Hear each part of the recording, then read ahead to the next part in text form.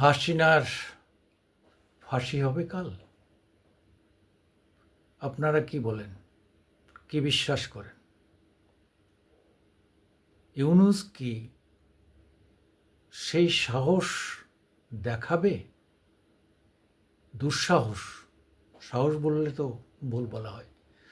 আমি সুকুমার দেবনাথ, আমার আজকের দিন ইউটিউবে আপনাদের স্বাগত জানাচ্ছি। আপনারা আমাকে একটু সাবস্ক্রাইব করে একটু সাহায্য করবেন, প্লিজ প্লিজ প্লিজ। আমার যতদূর ধারণা, ইউনূস এবং তার প্রসংবদ যে বিচারকরা এই বিচারের দায়িত্ব নিয়েছেন এই বিশেষ আদালতের, এবং তার বশংবদ সরকারি উকিল, তারা কিন্তু এই অর্ডার দিয়ে দিতে পারে।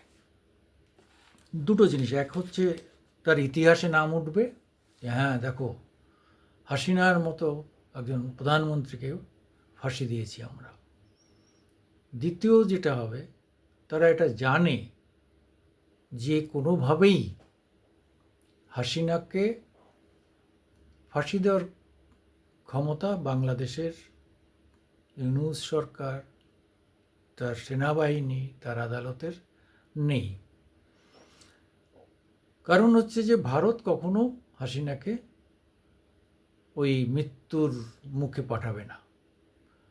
আর পৃথিবীর কোনো শক্তি নেই যে হাসিনাকে, শেখ হাসিনাকে এখান থেকে নিয়ে যাবে বাংলাদেশে। কোনো শক্তি নেই, কোনো ক্ষমতা নেই।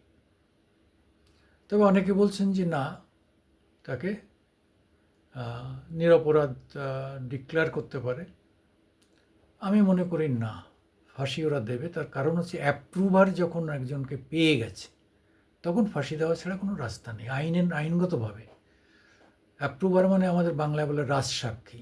সে সাক্ষী উঠে দাঁড়িয়ে বলবে যে হ্যাঁ, এইসব লোককে উনি খুন করেছেন, বিটিআরকে উনি খুন করেছেন, ছাত্রদের উনি খুন করেছেন, পুলিশদের উনি খুন করেছেন, জুলাই আগস্টে বহু খুন করেছেন।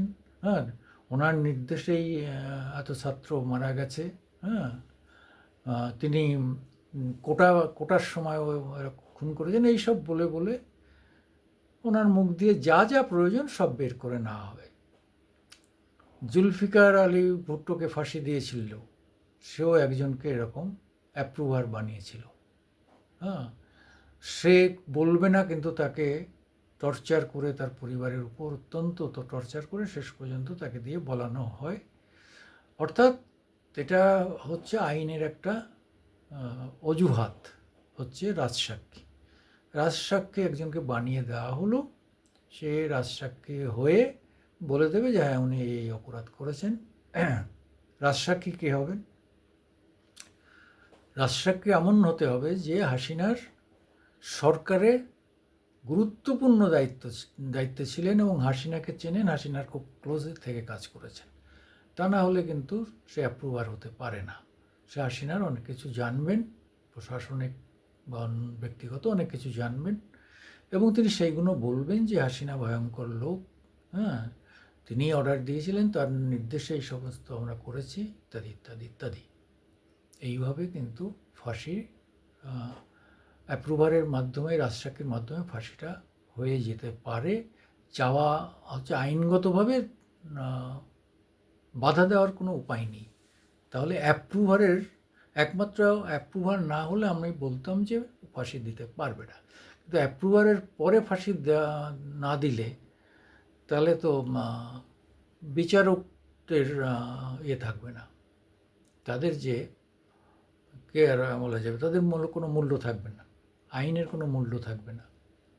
ফলে তারা এটা জানে যে আমরা আদেশ দিলেও এই আদেশ তো কার্যকারী হবে না, শেখ হাসিনাকে কেউ ফাঁসি দিতে পারবে না, সে আমাদের দেশেই নেই।